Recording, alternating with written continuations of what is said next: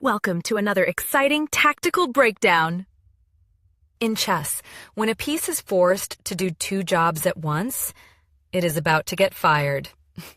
We call this an overworked piece. In this position, Black is facing some serious pressure. White has just pushed their rook to the back rank, creating a scary pin against our rook. This rook on e8 is eyeing our rook on f8, pinning it to the king right behind it.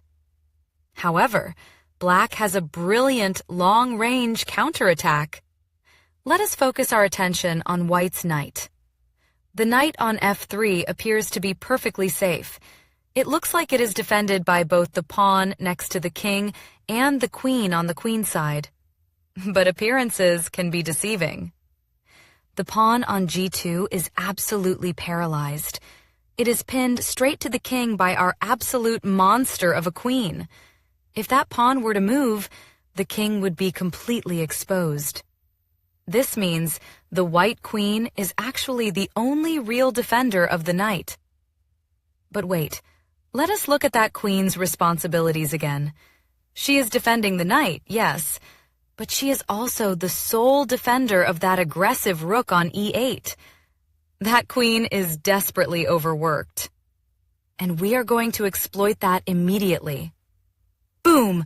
The rook captures the knight. This is a devastating blow. Remember that pawn? Taking our rook with the pawn is completely illegal due to the pin. So, White has a couple of options, and none of them can save the game. Let us say White realizes the danger and tries to take our rook with their queen. Queen takes f3. But by doing this, the queen has completely abandoned her other job. The rook on e8 is now left to fend for itself.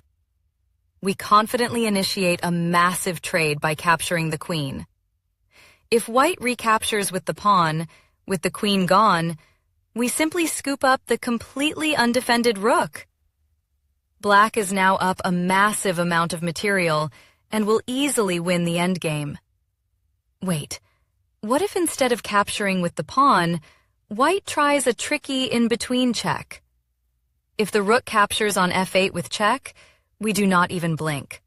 Our queen just slides over to capture the rook, leaving us up a whole queen. But what if we rewind right after our initial brilliant rook sacrifice? What if White tries that tricky check right away? Instead of capturing our rook on f3, White plays rook takes f8 with check. Surely this saves them? Not at all. We simply slide the very same rook from f3 all the way back to f8 to recapture. We eliminate the threat, we are up a piece, and White's position is completely falling apart.